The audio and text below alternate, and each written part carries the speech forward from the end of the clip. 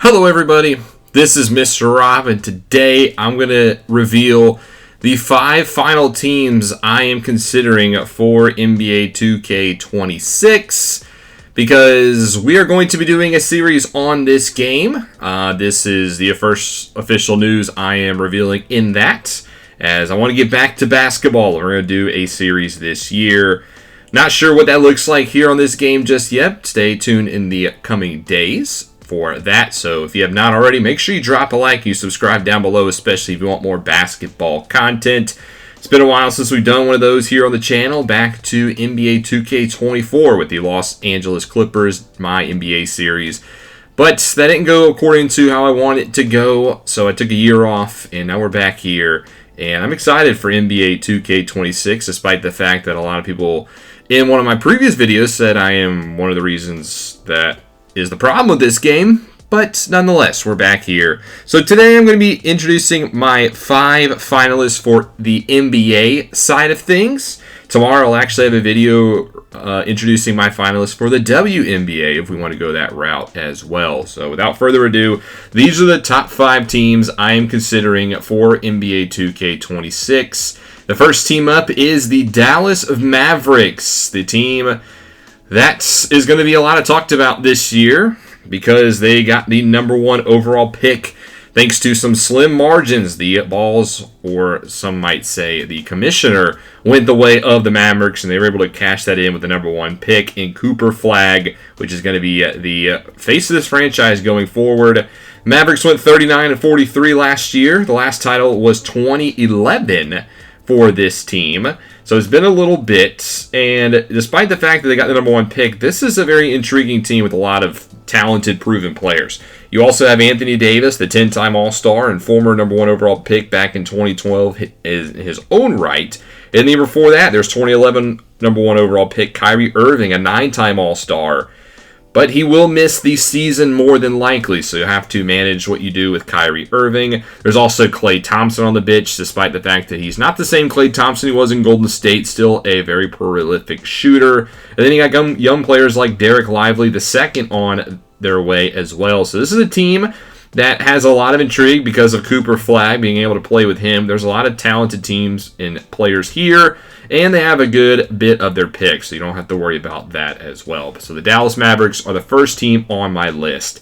The second team on my list is the Indiana Pacers, and this might be a surprise for a lot of you guys because they just went to the NBA Finals and lost in 7 games. They were 1 game away from winning a championship. But I feel like this is a Pacers team that, despite the fact they went to the finals, it's going to be hard for them to do it again. They won 50 games last year, going 50-32, and were 1 win away from winning their first ever title in history. But you got to remember, in year 1, they will not have Tyrese Halliburton, torn ACL in that Game 7 game. So you will not have the All-NBA third team and young star for that first season. You will have players like Pascal Siakam, a 3-time All-Star, who had a career-high 39% from 3, and a slew of good role players. But also keep in mind, they lost Miles Turner in free agency. It was kind of a shocker. And so your 3-headed monster has now gone to a 2-headed monster and a lot of role players. You're going to need one of these role players to step up. And it's not like not having Halliburton in the first year. It's like, okay, I can kind of not worry about being good, get a high draft pick, and pair him up with Halliburton in the next year. You can't do that because the Pacers don't own the #1 pick in the upcoming draft. So I think this is an outside-the-box team, but I like the Pacers as a potential team in this year. Can you get them back to the top of the Eastern Conference? The third team on my list is the Phoenix Suns, who went 36-46 in the previous season, and they have never won a title in their history, so you got that to your name.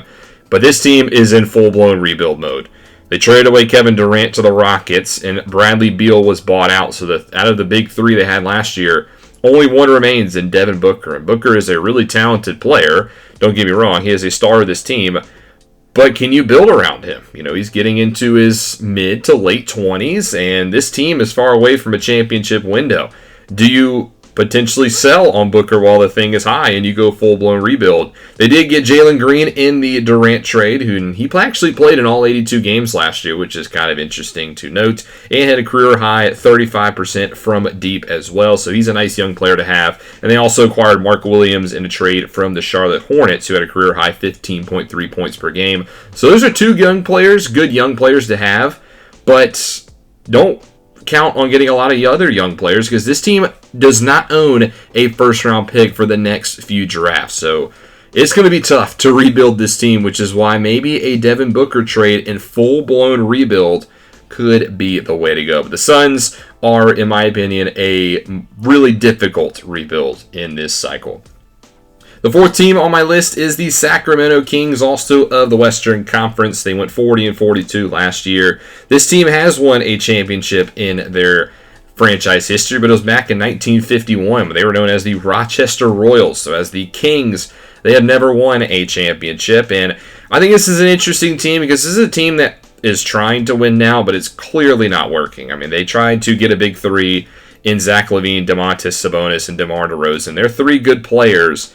But in my opinion, I don't think this three can work. I mean, you got a lot of players who are ball dominant, not really good complementary pieces, and I think this is kind of the ceiling where this team's going to be at. Zach LaVine, I mean, had 22 points per game last year, 51% from field goal, 45% from three. A really good season after being acquired at the deadline for the Bulls. But I don't know how he plays with DeMar DeRozan and Domantas Sabonis, who's a really good rebounder. Sabonis has actually led the league in rebounding for the past 3 seasons.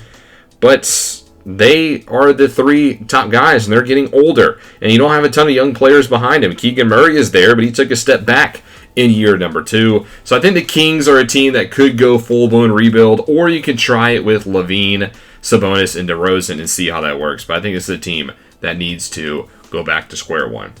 Finally, the last team on my list is the Washington Wizards. I tried to have 2 East, 3 West. So the Wizards make the cuts. This is your traditional bottom of the barrel team. They went 18-64 last year, worst in franchise history. They have not won a title since 1978 when they were known as the Washington Bullets. And this team is clearly in rebuild mode. The top player is CJ McCollum, who they got in a trade from the Pelicans. He did average 21 points per game last year, which is pretty good, but I don't know if he's necessarily a number 1 player. You have a lot of interesting young guys as well. Alex Sarr, the number 2 overall pick in last year's draft, made the All-NBA rookie team as 13 points per game, 31% from deep, 39% from the field. And they drafted Trey Johnson, number 6 overall from the Texas Longhorns. So you got a couple of good young pieces, and they have a slew of draft picks in the upcoming season, specifically second rounders, which is interesting because you could package those second rounders for maybe a veteran player who's on a bad contract and maybe even pocket a first for him.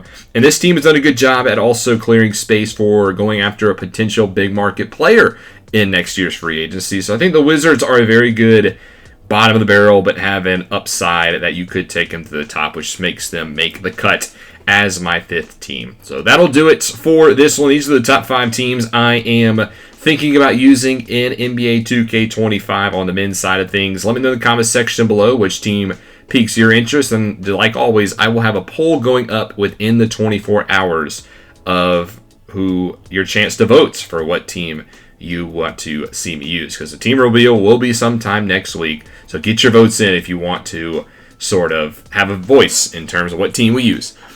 Again, thank you guys so much for watching. If you enjoyed, make sure you drop that like and you subscribe down below, especially if you want more basketball content. This is Mr. Rob, and I'll see you in the next one.